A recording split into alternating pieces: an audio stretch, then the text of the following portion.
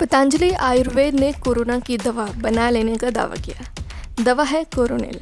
दवा बनते ही आयुष मंत्रालय ने कहा कि इस दवा का प्रचार और इसकी बिक्री नहीं कर सकते हैं। साथ ही उत्तराखंड सरकार ने इसकी लाइसेंसिंग पर सवाल उठाए।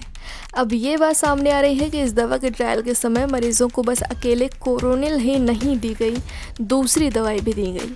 और बड़ी बात यह है कि ये जानकारी किसी और ने नहीं, national institute of medical sciences Jaipur के डॉक्टर गणपत देवपुरा ने दी है, जो खुद पतंजलि ने कोरोना के लॉन्च के समय मौजूद थे।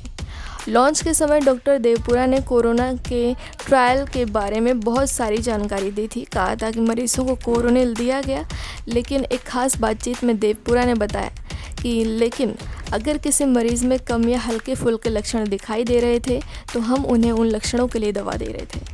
यानी पतंजलि की कोरोनिल के अलावा मरीजों को अंग्रेज़ी दवा भी दी गई। इसी बात को लेकर हमने पतंजलि से पूछा भी था कि ट्रायल में शामिल मरीजों को और भी दवाएं दी गईं। जवाब नहीं मिला। इस सब के अलावा राजस्थान सरकार ने भी कोरोनिल के ट्रायल पर सवाल उठाए हैं। कहा है कि उनके राज्य में कोरोनिल के ट्रायल के पहले राज्य सरकार से परमिशन लेनी चाहिए थी, लेकिन पतंजलि ने ऐसा नहीं किया। राज्य के अतिरिक्त मुख्य सचिव रोहित कुमार सिंह ने कहा कि नियम यह है कि सबसे पहले राज्य सरकार को ऐसे किसी ट्रायल की सूचना देनी होती है। हम इस आवेदन को राज्य के क्लिनिकल ट्रायल कमेटी और एथिक्स कमेटी को देते हैं। इन जगहों से अनुमति मिल जाने के बाद हम drug controller general of India DCGI और ICMR को लिखते हैं। वहाँ से परमिशन मिल जाने के बाद ही दवा का क्लिनिकल ट्रायल किया जा सकता है।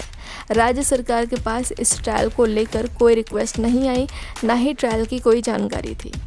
हमने ट्रायल की परमिशन ICMR से लेने के बारे में भी पतंजलि से सवाल पूछे थे। पतंजलि ने उन सवालों के भी उत्तर नहीं दिए, लेकिन NIMS के कुलपति डॉक्टर BS तोमर ने कहा कि उनके पास सब कुछ की अनुमति थी।